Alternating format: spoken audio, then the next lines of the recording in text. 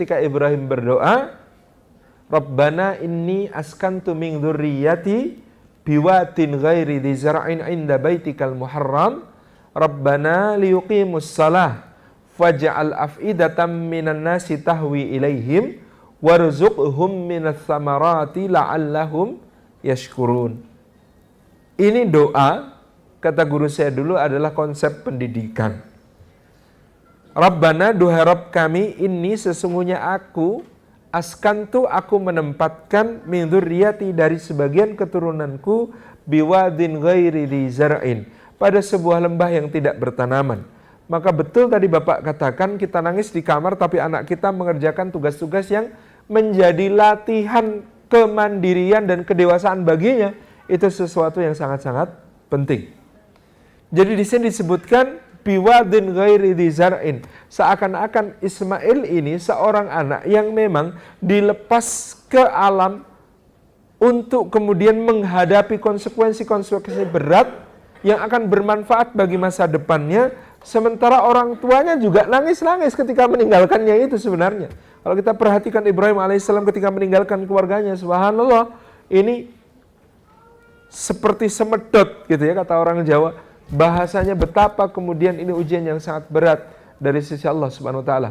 Memang kalau kita perhatikan orang itu ujiannya biasanya sesuai dengan apa yang paling dia junjung tinggi di dalam hatinya. Ibrahim ujiannya tentang cinta karena Ibrahim ini Khalilur Rahman, kekasihnya Allah. Dia lulus dari semua ujian itu untuk mendapatkan gelar kekasihnya Allah yang Maha Pengasih. Maka ujiannya semua ujian cinta. Punya istri, punya anak, nunggunya lama, bisa dapat anak, anaknya lahir, suruh buang dalam tanda kutip ke lembah yang tidak bertanaman tadi. Terus sudah anaknya tumbuh dewasa, disuruh nyembelih, seterusnya. Ujiannya semuanya adalah ujian tentang cinta. Maryam itu menjunjung tinggi kesucian, maka ujiannya Maryam juga tentang kesucian sampai dia harus mengatakan ya laitani mitu qabla hadza wa kuntu nasyan mansiyya. Aduh seandainya aku mati saja sebelum ini dan aku menjadi sesuatu yang tidak berarti lagi dilupakan. Gitu. Rasulullah SAW itu yang dia junjung tinggi adalah kejujuran.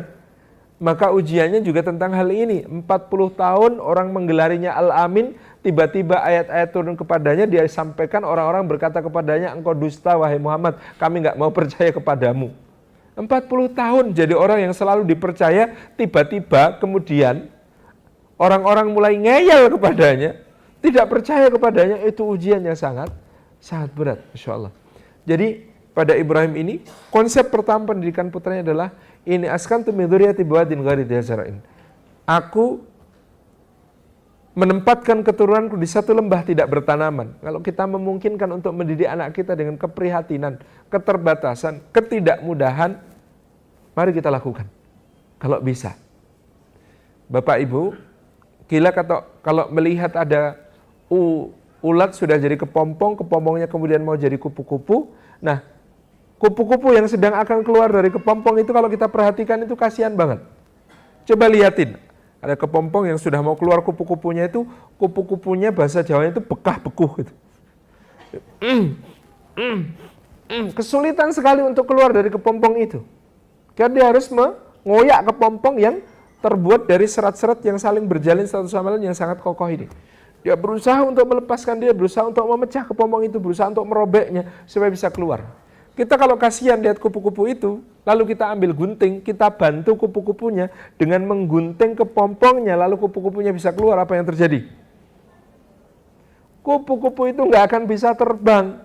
Kenapa? Latihannya untuk terbang itu diperoleh dari bagaimana dia mengepakkan sayapnya dan melatih otot-ototnya supaya kuat untuk kemudian merobek kepompong. Kalau dia menggunakan ototnya berusaha keras untuk bisa merobek kepompong, maka dia sedang melatih otot-otot itu untuk terbang. Sementara kalau kita tolong dengan gunting, kita potongkan, maka otot-otot ini tidak dilatih sama sekali. Akibatnya apa? Tidak bisa digunakan untuk terbang begitu dia keluar dari kepompong. Kalau sudah kupu-kupu nggak bisa terbang, umurnya pasti pendek. Langsung itu, yang namanya semut-semut, itu biasanya akan mengeroyok dan membunuhnya. Jadi Bapak Ibu yang dirahmati Allah, kadang-kadang ada kondisi di mana memudahkan anak ini sama dengan sebenarnya mematikan potensi-potensinya. Memudahkan anak ini sama dengan menumpulkan keterampilan-keterampilannya. Memudahkan anak ini bisa sama dengan merusak masa depannya. Ini yang bisa kita perhatikan dari contoh tentang kupu-kupu ini. Maka saya dulu selalu mengatakan 0-2 bayi, 2-7 kanak-kanak. Nah, fase kanak-kanak ini adalah fase di mana dia seharusnya mendapatkan eksplorasi seluas-luasnya sebagai seorang anak yang raja, gitu ya. Anak yang raja yang bebas, mau jadi apa saja, mau ngapain aja. Tapi 7-10 adalah pendisiplinan. 7-10 tahun adalah saat di mana dia belajar ibadah secara ketat, disiplin. Sholat sudah harus dikerjakan, gitu ya. Nanti sampai usia 10 dia dibiasakan, kalau usia 10 dia sudah tetap tidak mau sholat, baru dipukul. Meskipun mukulnya juga sambil nangis itu tadi, gitu. Sambil penuh cinta, sambil hati terus berdoa, gitu ya. Dalam keadaan seperti itu. Nah, Bapak Ibu yang dirahmati oleh Allah Subhanahu wa taala, jadi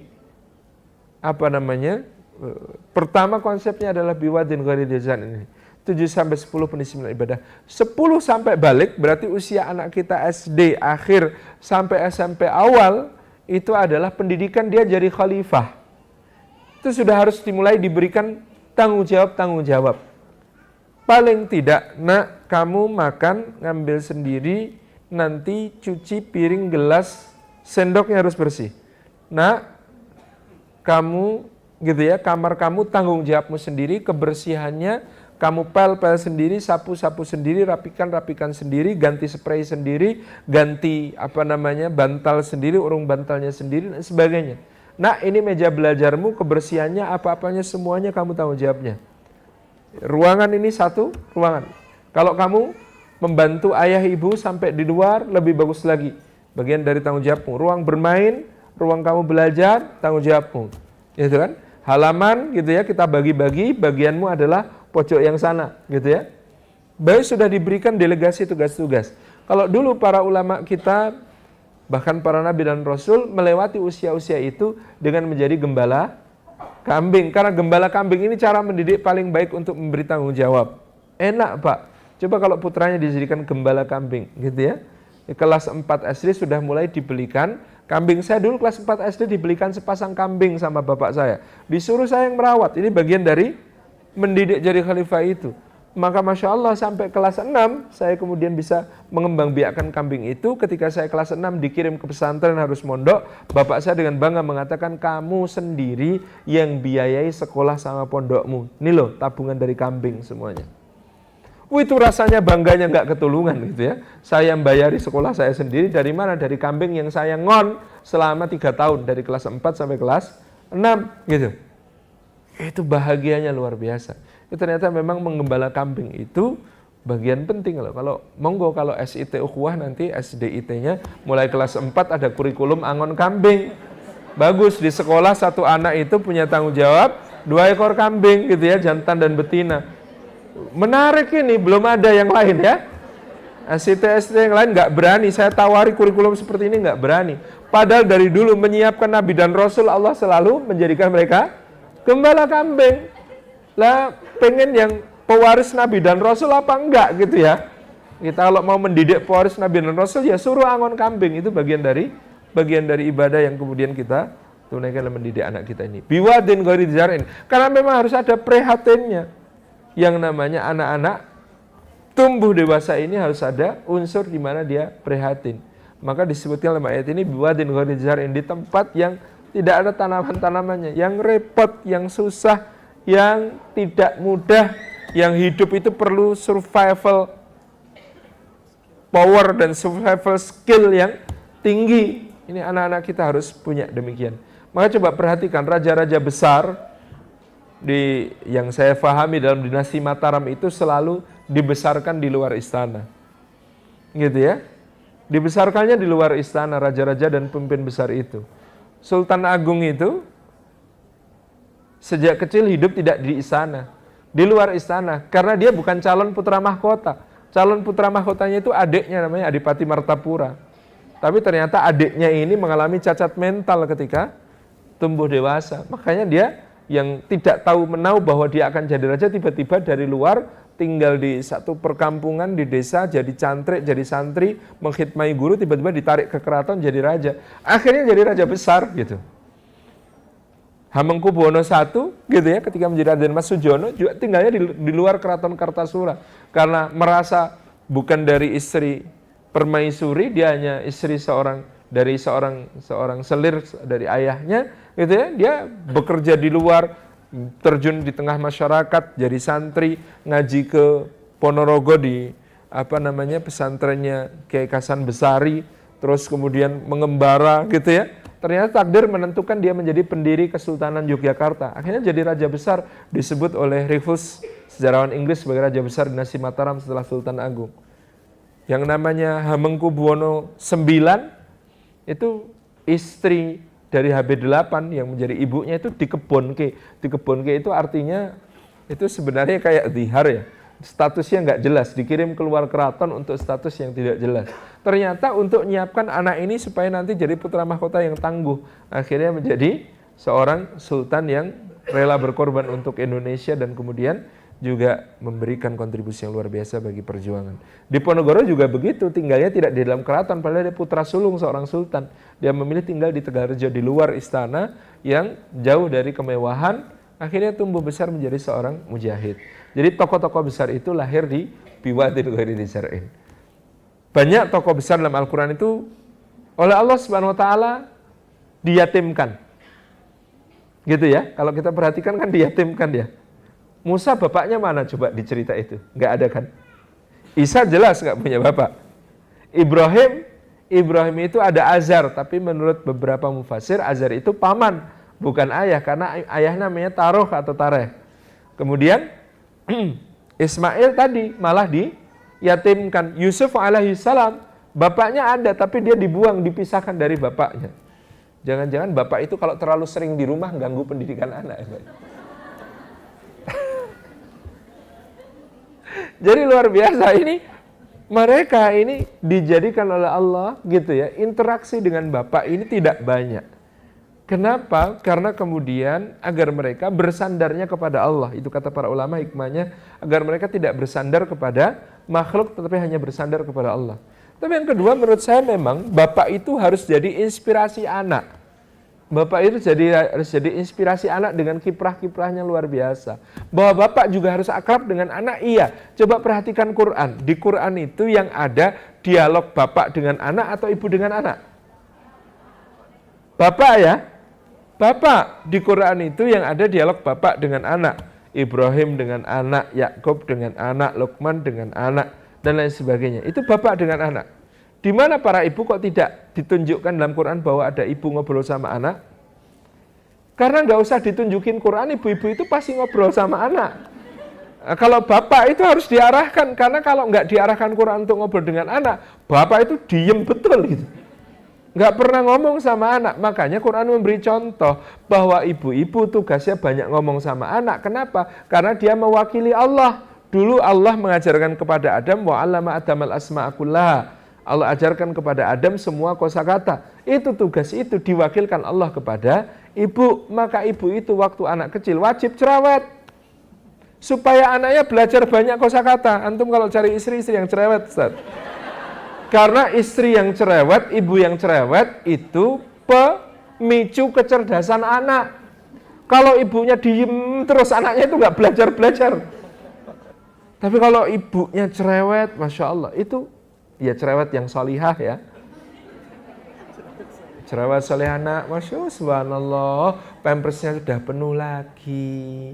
Alhamdulillah ya Allah, adik dikaruniai sistem pengeluaran yang sehat, ginjalnya berfungsi dengan baik. Alhamdulillahilladzi adhaba annil adha wa afani. Terima kasih ya Allah, darahnya adik udah disaring, ginjalnya sehat, kotorannya dikeluarkan bersama penyakit-penyakit. Ayo kita bersihkan sekarang ya, pakai tisu basah. Wangi sekali, tisu basahnya aromaterapi gitu ya. Terus bersihkan. Oh, ini aroma apa ya? Oh, ini aromanya kayu manis gitu ya. Kayu manis ini dulu bahan ekspor Indonesia yang besar lewat jalur sutra gitu ya. Oh, langsung belajar IPS, belajar semuanya keluar ilmunya di situ gitu kan. Sekarang ganti pempes yang baru, kaki kanan dimasukkan, disusul kaki kiri gitu ya. Masya Allah, tutup auratnya. Allah tuh suka loh nak pada orang yang suka membersihkan diri, yang suka bertaubat, yang punya rasa malu gitu ya. Yang kemudian suka menjaga auratnya. Ya Allah, jagalah aurat kami, jangan sampai menjadi jalan dosa bagi kami. Sekarang pakai celana. Bismillahirrahmanirrahim. Yang kanan dulu dimasukkan, disusul yang kiri. Terima kasih ya Allah mengaruniakan kepada kami pakaian. Alhamdulillahilladzi kasani hada warzaqanihi min ghairi haulin minni wala quwwah. Terima kasih ya Allah telah memberi kami pakaian untuk menutup aurat kami tanpa daya upaya kami. Ya Allah, ini dulu pakaian ini, hujan turun dari langit, tumbuhlah pohon kapas, kapasnya dipintal jadi benang katun. Ini dulu hujan turun dari langit, menumbuhkan rumput, rumputnya dimakan domba, dombanya keluar bulunya, namanya wol. Ini dulu air hujan, turun dari langit, menumbuhkan pohon murbai, pohon murbainya dimakan ulat sutra. Jadi kepompong dipintal jadi benang sutra. Terima kasih ya Allah dan terima kasih yang sudah memintal benangnya, menenun kainnya, memotong-motong, menjahitnya jadi baju adik. Masya Allah, sekarang lihat ke cermin dulu. Nah, ibu-ibu harus begitu ya. Itu anaknya cerdas sekali nanti. Belajar banyak hal gitu ya, luar biasa. Nah, kalau bapak-bapak itu tidak banyak bicara, tapi sekali bicara harus berbobot. Coba perhatikan di Quran, omongannya bapak itu berbobot. Ibu boleh ngomong nggak berbobot, boleh, yang tugasnya mengenalkan kosakata gitu ya. Tapi bapak ngomongnya harus berbobot. Mata buduna mim ba'di la tusyrik billah ya bunaya aqimis shalah ya bunaya innaha ya bunaya. Semuanya itu adalah konsep-konsep tentang hidup yang paling falsafah, itu bapak yang kenalin. Kosakata ibu-ibu. Gitu. Ini tadi ngomongin apa ya kok sampai ke sini? Keluarga Ibrahim, Rabbana ini askantu min dzurriyyati. Jadi konsepnya memang konsep prihatin, Bapak Ibu dan rahmati Allah. Konsepnya konsep prihatin. Nabi SAW juga yatim, gitu ya. Ini tidak berarti bapak-bapak dihilangkan, tapi bagaimana kemudian bapak-bapak mengambil peran yang pas di dalam mendidik anak-anak ini. Bukan bapak yang memanjakan, bukan bapak yang menumpulkan potensi-potensi, bukan bapak yang gampang memberikan fasilitas, mau taunya pokoknya cepet beres, udah beli aja nak, nggak usah bikin. Padahal tugas dari sekolah suruh bikin, ada di toko ada nak, beli aja sana gitu kan. Bapak-bapak nggak pengen repot kok gitu kan. Padahal harusnya bapaknya yang ngajarin, bikin anaknya dan lain sebagainya. Ini yang harus kita cegah.